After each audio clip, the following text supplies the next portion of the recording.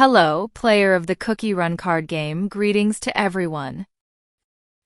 In this episode of Deck Introductions, I will be presenting the color deck I am most skilled with. It's also the color I started with when I first joined the Cookie Run card game. The green deck. The green deck has gained more drawing abilities in Set 4. For example, Kukimals can use skills to draw 2 cards in early stage. Although it has only 1 HP, it makes up for the lack of hand cards in the early stage of the green deck due to the growth of the support area. Additionally, Set 4 added many new item and trap cards that can enhance the growth of the support area. For example, the item card called Dreamcatcher can be combined with the purple yam cookie to form a combo, growing from 4 costs in the support area to 6 costs. On your next turn, you can then play and activate Matcha Cookie's skill. This combo allows the support area to grow very quickly and powerfully. This means that in the 4th series, green player needs to decide its deck type. Should I focus on growing the support area first, or should we focus on drawing cards first? Therefore, the gameplay of pure green deck is roughly divided into 2 types. The card drawing type, which focused on card draw first, and the ramp type, which emphasizes support area growth first. However, if you are playing 1/4 green deck, you don't need to worry about this at all. Just grow your support area as much as you can. Although the green decks in Set 4 seem to have a lot of different ways to play, they still have some fatal weaknesses. It relies heavily on the Guardian Tree's card draw and return effects, and most of the cookies have low HP. The addition of Tonghulu Cookie in Set 4 makes up for the vulnerability of the green deck in the early and mid-term growth. Although it does not have any skills, with its 5 health points, it can cooperate with green's excellent trap cards, and finally use the Ancient Healer to put Tonghulu Cookie into the support area. Some players will even use the blue little sherbet cookie to replace it. But the disadvantage is that it cannot attack, and it must be paired with the effect of the Ancient Healer to leave the battle area. This kind of deck is paired with a blue little sherbet, and some of them will also be paired with big sherbet cookies to replace the level 3 cookies, forming a powerful specialized deck. In short, no matter what kind of green deck it is, green decks rely heavily on card order. If you cannot draw the Guardian Tree before refresh, it will be difficult to win. Next, I will introduce the 1/4 green deck and 2 types of pure green decks, namely the card drawing type that focuses on drawing cards and the ramp type that focuses on growth. The specialized deck for Sherbet Cookie is not within the scope of this episode. Although there are many cookie players in Taiwan using it, I personally have no experience using this deck. Okay, let's get started. Recently, a player from Indonesia asked me how to win against a yellow tier 0 deck with a 1/4 green deck. I told him that 1/4 green is destined to be at a disadvantage. The reason why 1/4 green is able to rise in Set 4 is because many other color decks are specialized for yellow tier 0 decks, forcing the game to become faster. And the 1/4 green deck is exactly an anti-aggro deck. Therefore, this is why the Korean meta report shows that Millennial Tree type and 1/4 green are both tier 0 decks. It is not that the Millennial Tree type and the 1/4 green are equally matched. In fact, the Millennial Tree type is stronger than the 1/4 green. I could be considered a somewhat skilled player of a 1/4 green deck. In playmat competitions or large tournaments, my 1/4 green type deck has shown quite good results. So, in this episode I will introduce the 1/4 green type deck list that I used in Set 4. In this deck list, you can see that there are no other level 2 cookies except Lemon Time. So, the item card Ancient Healer is no longer included in this deck. But if there are many cookie players with yellow decks in yours meta, I suggest you try to put more than 2 Tonghulu cookies and more than 2 Ancient Healers. Make your growth in the mid-game more stable. Even so, 1/4 green decks still can't resist Chuo cookies and Stormbringer cookies. For this reason, you can only grow the support area as quickly as possible. And use Wind Archer and Wind Gems to win the victory with difficulty. Strategy. Against any slow deck, red deck, or even mirror deck, the goal of 1/4 green is to grow the support area as quickly as possible. It should be noted that 7 costs is a very important time point, because you can use 2 1/4 cookies to deal 4 points of damage, and also leaving 1 cost to use Scarecrow for defense. But don't forget our goal, to continue to grow rapidly. We need to get our support area to at least 9 costs, which allows us to deal 4 damage per turn and 1 damage with Ladybug.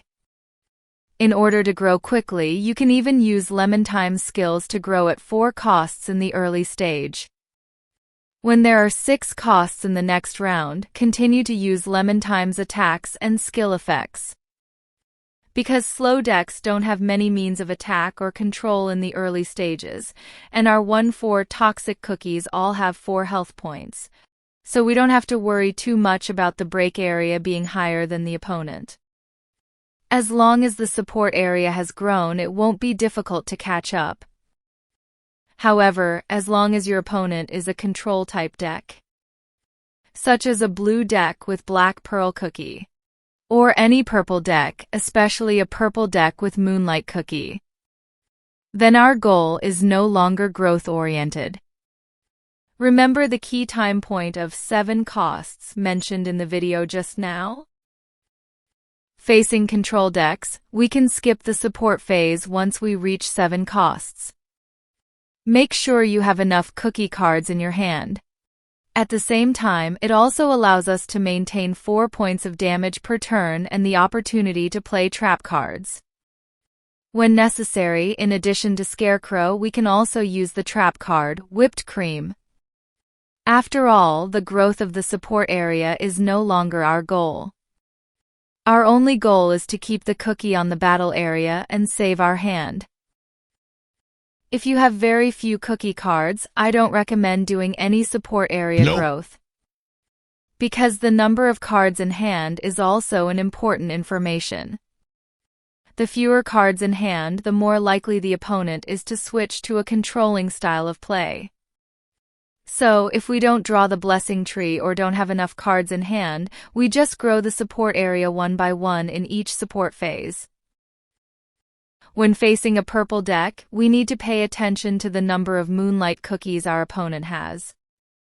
Just place 1 cookie in the battle area, and let Lemon Time or Ladybug deal the damage.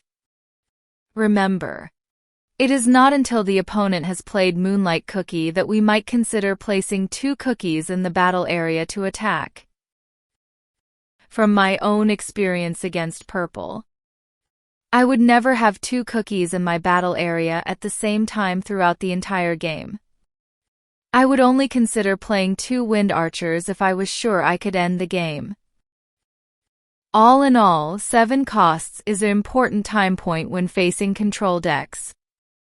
Unless the crisis in our hand cards has been resolved, we should not take the opponent's control methods lightly. In the last part of the video, I will briefly explain the item and trap cards of this deck. Scarecrow. The 1/4 cookie has the highest HP of all level 1 cookies, and is also the most toxic cookie. As long as 1/4 cookies survive on the battle area for 1 more turn, the opponent will have to pay extra costs to deal with 1/4 cookies.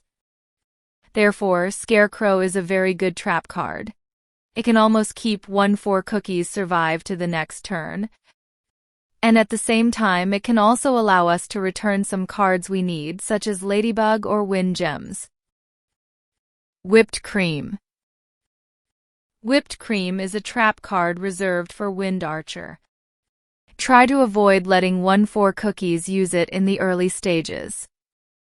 Because all 1-4 cookies exist to grow your own support area. If you limit the growth of your own support area in order to save 1-4 cookies, this goes against our goal. Unless it is an extreme situation or you are facing a control deck. It is not recommended that you use whipped cream in the early stages. Win Gems. As the strongest item card among all cards, it can cause 4 points of effect damage. This effect can deal with almost any cookie on the battle area, or prevent a blue level 3 cookie from being returned to hand. So, the timing of its use is very important. When dealing with important cookies such as Little Wildberry, Chunchy Chip, Big Sherbet, or any level 3 blue or green cookie, you may consider using Wind Gems to feint it. Parsley Tea. Parsley tea is my secret weapon. It works really well.